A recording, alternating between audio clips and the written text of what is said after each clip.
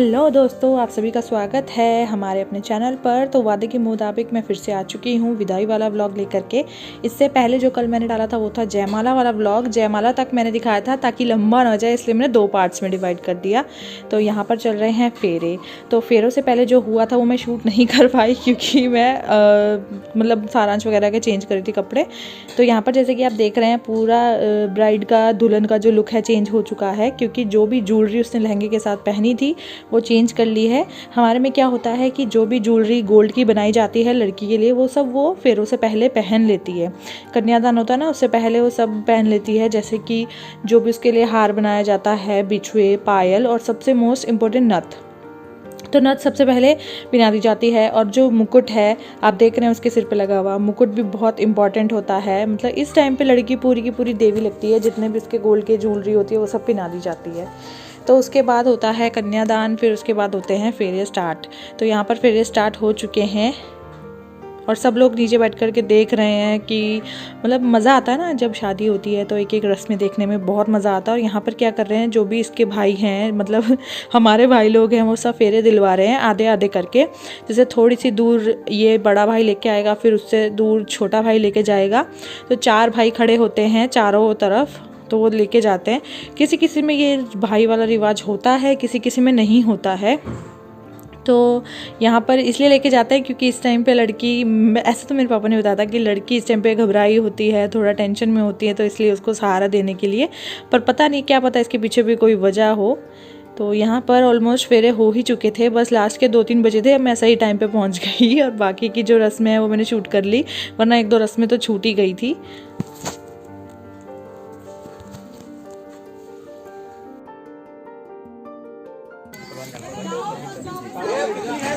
Toll tax भरो आप। क्या भरो टोल टैक्स? भरवा टोल टैक्स यहाँ गाड़ी से। हाँ देख खड़ी हो जा, फेरा रोक ले। क्या ना? क्या रोक? Toll tax. उन्हें रोक ले।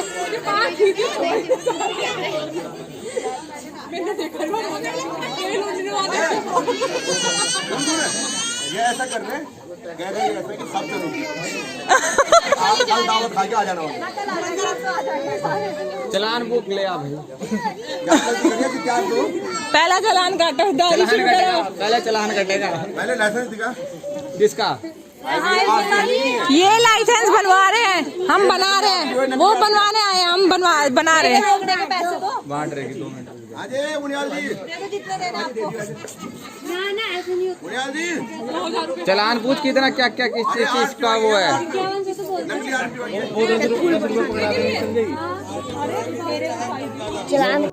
तो एक रस्म ये होती है, जब फेरे पूरे हो जाते हैं उसके बाद लास्ट में 3-4 फेरे दूल्हा दुल्हन अलग से लेते हैं। तो इस टाइम पे सालियाँ रोकती हैं फेरे को, उसको कहते हैं दगड़ा छुड़ाई। तो यहाँ पर रुकवा करके पैसे लिए जाते हैं, फिर जाके उनको छोड़ा जाता है आगे फेरे लेने के लिए। और उसके बाद बैठ चुके हैं ये 7 जो वचन होते हैं उसको पूरा करने के लिए। तो वो कील पतासे की ढेरी लगा रहे हैं, उसको जैसे जैसे पंडित जी वचन सुनाते रहेंगे वैसे वैसे करके एक एक करके हटाते रहेंगे कि हाँ भाई हमें मंजूर है। क्या कहते हैं कि देखिए बिशु फरूबर जी, ये यहाँ पर जो है विवाह का कार्य संपन्न होने जा रहा है ना, यानी 90% से ऊपर। आप यहाँ पर लक्ष्मी स्वरूपणी जो कन्या जी आपके बाएं में बैठी हुई है, आप तो यहाँ पर एक एक करके पंडित जी सारे के सारे वचन जो होते हैं दूल्हे के लिए होते हैं, जो भी दुल्हन के लिए होते हैं वो बता रहे हैं। तो इस टाइम पे ऐसा होता है ना, जो जो शादीशुदा होते हैं उनको एक बार फिर से रिमाइंड हो जाता है कि हमने भी ये सब वचन लिए थे, हमें ये सब याद रखना है। तो बहुत अच्छा लगता है ऐसे रिचुअल्स को देखने में, बैठ के देखने में बड़ा मज़ा आता है। रात की शादी का अलग मज़ा होता है, दिन की शादी का खैर आजकल तो दिन की ही अलाउड है, तो दिन की शादी का भी अलग ही मज़ा है।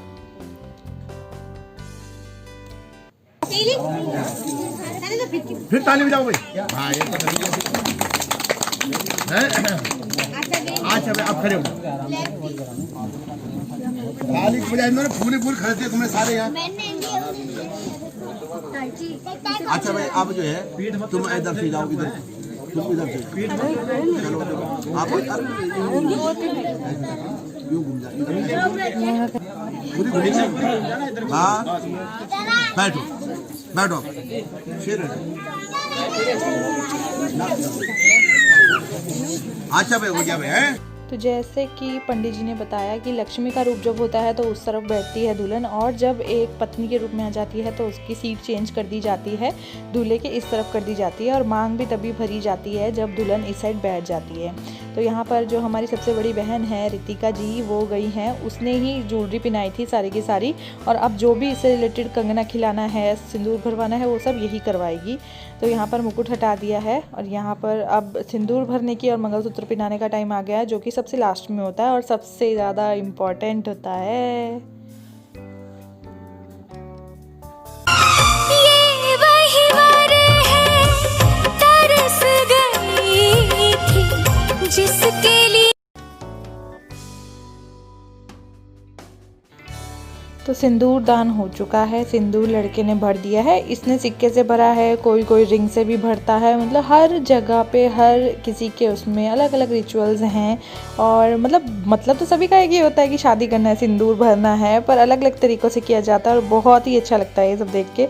तो दुल्हन देखो कितनी अच्छी लग रही है, और यहाँ पर सिंदूर भरने के बाद में जो मुकुट है फिर से बांध दिया जाएगा।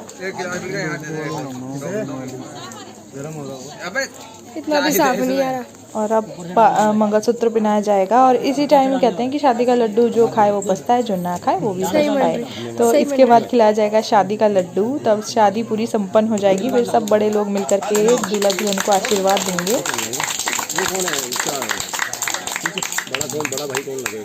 इतनी मेहनत हुई है, इतना जो सारा विधि विधान हुआ इसके लिए हुआ, और इसकी बड़ी भारी कीमत है ना। और इसमें इतनी मिठास लगना, तो जीवन भर इसकी मिठास तुम्हारे शरीर में बनी रहे, तुम्हारे मन में बनी, है ना।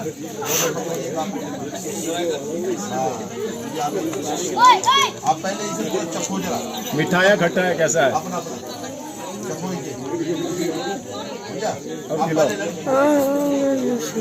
इधर देखिए, इधर देखो तो आपने। तो शादी के सभी रिचुअल्स कब कब पूरे हो गए कुछ पता ही नहीं चला। दिन की शादी का यही फ़ायदा होता है कि झटपट से शादी हो भी जाती है और पता भी नहीं चलता है। तो अब इसके बाद का जो टाइम है बहुत भारी होने वाला है, विदाई का टाइम है, मतलब सबसे ज़्यादा कठिन समय होता है वो किसी भी लड़की की लाइफ में। तो आ गए हैं दुल्हन और दूल्हे, मतलब दुल्हन के ससुर जी और दूल्हे के पापा आशीर्वाद देने के लिए, और उन्होंने उड़ा दी है लास्ट में चुन्नी। तो सब लोग, अब बड़े लोग जो दुल्हन के मम्मी पापा हैं, दूल्हे के मम्मी पापा हैं, वो सब आशीर्वाद देंगे। दूल्हे की मम्मी तो नहीं आई है क्योंकि कहते हैं कि बारात में नहीं जाती हैं, वो घर में रहती हैं। सासू जी जो होती हैं दुल्हन की, वो घर में रहती हैं उनके स्वागत के लिए, तो वो घर में ही हैं, स्वागत का इंतज़ार कर रही होंगी, मतलब स्वागत करने के लिए इंतज़ार कर रही होंगी। और ससुर जी उसके ये रहे, और उसके बाद धीरे धीरे करके बड़े मामा मामी, उसके मम्मी पापा सब लोग आएंगे, आशीर्वाद देंगे अपना। क्योंकि ये समय जो होता है बहुत, मतलब वो होता है कि दुख भी होता है, खुशी भी होती है मन में, मतलब पता ही नहीं चलता हमें कैसी फीलिंग आ रही है, हमें खुश होना है कि दुखी होना है। लड़की के जाने का दुख तो बहुत ज़्यादा होता है, और अपने घर बस गया इसकी खुशी भी होती है। तो उसके बाद जो रस्म होती है कंगना खिलाने की, तो यहाँ पर रितिका कंगना खिला रही है दूल्हे को। दुल्हन का धागा खोलना है, कंगना खोलना है, और उसको फिर उसके बाद दुल्हन खोलेगी, तो आपस में पिनाना भी है। तो ये सबसे मुश्किल होता है, धागा ना खुलता ही नहीं है। तो पहले तो ऐसे बोलते थे एक हाथ से ही खोलना है, कहीं कहीं दोनों हाथ से खोल सकते हैं, पर अब तो जैसे जिसकी इच्छा है वही करता है। तो यहाँ पर दूल्हा खुल रहा है दुल्हन का कंगना, और उसके बाद दुल्हन खोलेगी।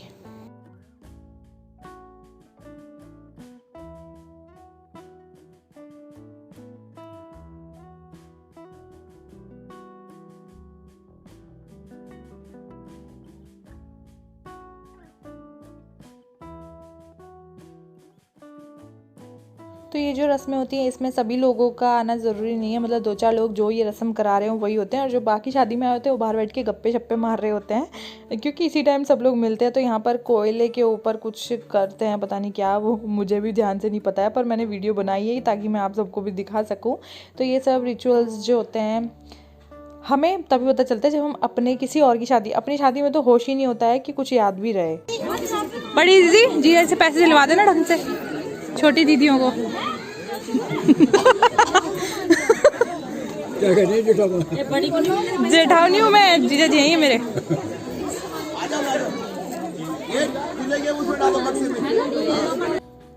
तो फेरे वेरे हो जाने के बाद कंगना खेलेंगे तो ये अपने ससुराल में कंगना खोलने के बाद, बांधने के बाद, और जो भी वो कोयले वाली रस्म हुई थी उसके बाद में बाहर बिठा दिया है दूल्हा दुल्हन को। इस टाइम पे सब लोग जो भी होते हैं वो टीका लगाते हैं।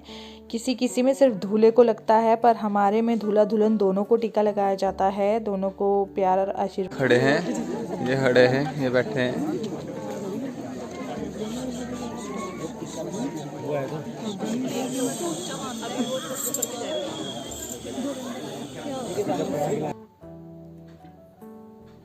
एक एक करके सब लोग टीका कर रहे हैं और मजाक मस्ती भी पूरी चल रही है, क्योंकि दूल्हा दुल्हन को तो चुप बैठना पड़ता है, पर जो भी शादी में आए होते हैं उनके तो अपने अपने दिमाग चल रहे होते हैं, अपना अपना मस्ती मजाक चल रहा होता है भाइयों बहनों का। तो हमारा भी वही सब चल रहा था। तो यहाँ पर पापा भी आ चुके हैं टीका करने के लिए। और इस टाइम दुल्हन के मम्मी पापा, सबसे पहले दुल्हन के मम्मी पापा ही आते हैं, पर ऐसा हो रहा है ना कि कई कई की क्लिप्स में बना पा रही हूँ, कई कई की नहीं बना पा रही हूँ, क्योंकि सारांश को भी देखना है, 10 चीज़ें और हैं, तो इसलिए ध्यान इधर उधर भटक रहा है। तो खैर जिन जिन की बनी है उनकी डाल दी मैंने। और इसके बाद जब ये सब टीके वीके निपट जाएंगे उसके बाद ये लोग जाएंगे मंदिर में, जो कि इनका मामा और का हमारा मंदिर है, वहाँ पर माथा टेकने के लिए जाएंगे। और फिर उसके बाद होगी विदाई। तो मनीष तो घर चले गए थे, इसके बाद टीका करने के बाद वो चले गए थे घर, क्योंकि उनको कुछ काम था, मतलब रात को उनके फ्रेंड की शादी भी थी तो उनको वहाँ भी जाना था। तो मैंने कहा चलो आप चले जाओ, बाकी के फंक्शंस मैं ये अटेंड कर। तो टीका होने के बाद यहाँ पर सब लोग दूल्हा दुल्हन को मतलब गोल गोल घूमते हैं उनके अपना पल्ला लेकर के, और दूल्हा डालता है चावल। इसका मतलब होता है कि वो आशीर्वाद दे रहा है सबको कि मेरे पीछे से खूब फलो फूलो, अपने परिवार को आशीर्वाद देती है। तो यहाँ पर सभी लोग अपने पल्ले में उनका आशीर्वाद लेते हैं। तो जहाँ ये रस्म स्टार्ट होती है ना, वहीं पर ही अपना आंसू अपने आप छलकने लग जाते हैं आंखों से, चाहे कोई भी हो, उन सबकी आंखें नम होनी शुरू हो जाती है। और यहाँ पर दूल्हा दूसरी रस्में भी कर रहे हैं, और यहाँ पर उसके बाद हम लोग जाएंगे मंदिर।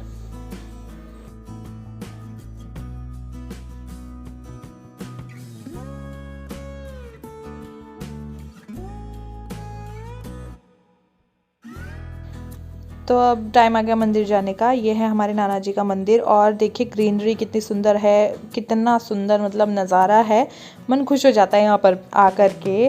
और मंदिर में माता रानी का आशीर्वाद लेने के बाद ही लड़की की विदाई होगी। यहाँ पर मामी जी आई हैं, मामी मम्मी छोटी वाली मामी सब लोग आए थे। तो यहाँ पर आशीर्वाद दिलवाना है, उसके बाद थोड़ा सा फ़ोटोशूट, ज़्यादा नहीं थोड़ा सा फ़ोटोशूट करेंगे और फिर चल देंगे।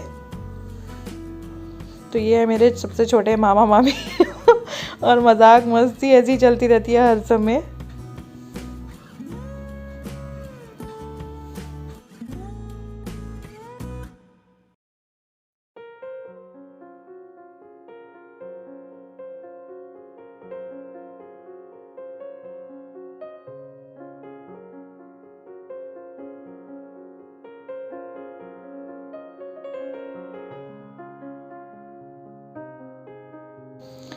तो विदाई के टाइम पे नाना जी सबसे पहले आए थे उसको मिलने के लिए, क्योंकि बाद में फिर बहुत ज़्यादा जल्दीबाजी हो जाती है, तो उन्होंने सोचा मैं पहले ही मिल लूँ।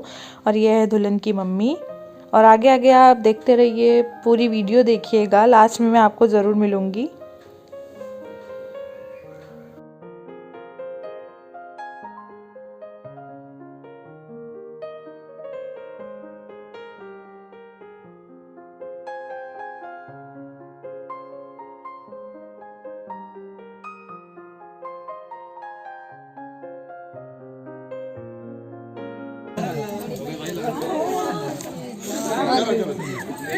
बाबा की रानी हो आँखों।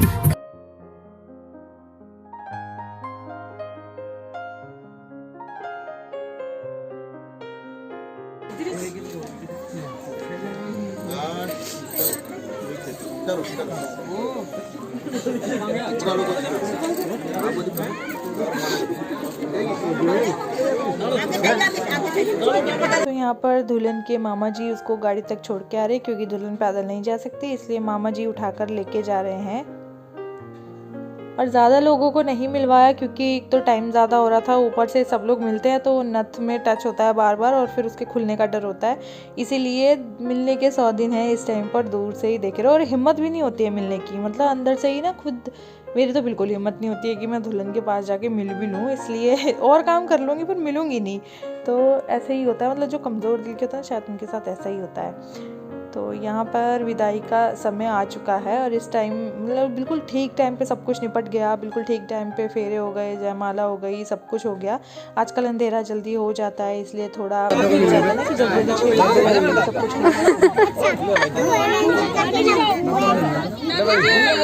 वो बुला रही बड़ी बड़ी बड़ी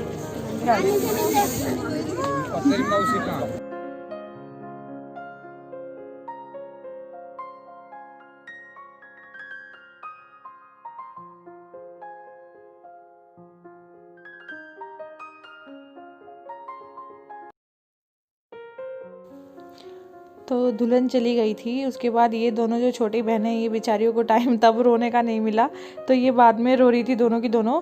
पता नहीं इनको क्या मतलब होता है, ये अटैचमेंट हो जाती है, एक साथ रहते हैं जब भाई बहन तो बहुत ज़्यादा अटैचमेंट हो जाती है। तो ये मतलब 1-1.5 घंटा रोई होंगी उसके बाद, बहुत बुरा हाल था। आप सबको व्लॉग कैसा लगा ज़रूर बताना, लाइक कमेंट ज़रूर करना। Bye bye.